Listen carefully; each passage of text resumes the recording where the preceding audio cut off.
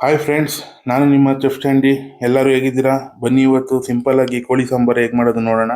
ಮೊದಲಿಗೆ 2 ಸ್ಪೂನು ಎಣ್ಣೆ, 1 ಸ್ಪೂನು ಮೆಂತ್ಯ, 1 ಸ್ಪೂನು ಗಸಗಸೆ, 3 ದಪ್ಪ ಕಟ್ ಮಾಡಿರೋ ಈರುಳ್ಳಿ ಹಾಕೊಂಡು ಫ್ರೈ ಮಾಡ್ಕೊಳ್ಳಿ. ಸ್ವಲ್ಪ ಫ್ರೈ ಆದ ನಂತರ ಅರ್ಧ ಹೋಳು ತೆಂಗಿನಕಾಯಿ ಹಾಕೊಂಡು ಮತ್ತೆ ಫ್ರೈ ಮಾಡ್ಕೊಳ್ಳಿ 5 ನಿಮಿಷ. ಮತ್ತೆ ಅದಕ್ಕೆ 4 ಸ್ಪೂನು ಖಾರದ ಪುಡಿ, 4 ಸ್ಪೂನು ಧನಿಯಾ ಪುಡಿ ಹಾಕಿ ಚೆನ್ನಾಗಿ ಫ್ರೈ ಮಾಡ್ಕೊಳ್ಳಿ. ಫ್ರೈ ಆದ ನಂತರ ಒಂದು ಪ್ಲೇಟಿಗೆ ತಗೊಳ್ಳಿ.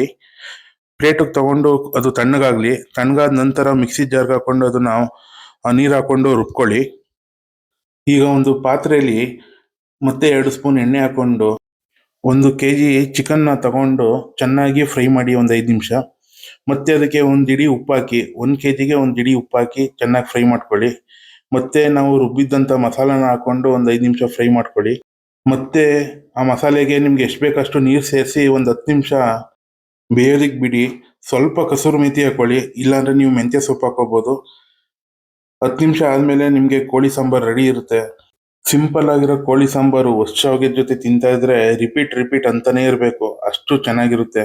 ನನ್ನ ಫೇಸ್ಬುಕ್ ಇನ್ಸ್ಟಾಗ್ರಾಮ್ ಪ್ರೊಫೈಲ್ನ ಫಾಲೋ ಮಾಡೋದು ಮರಿಬೇಡಿ.